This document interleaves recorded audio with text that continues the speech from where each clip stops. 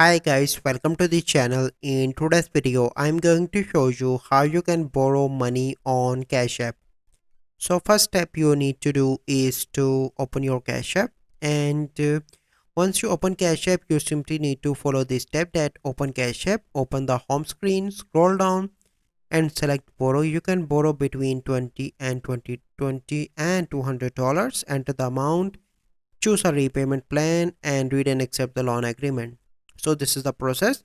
But let's suppose if you are unable to find this borrow option, so you simply need to search for Cash App support and contact the Cash App support and tell them that I'm unable to receive. So here you need to search for the topic of borrow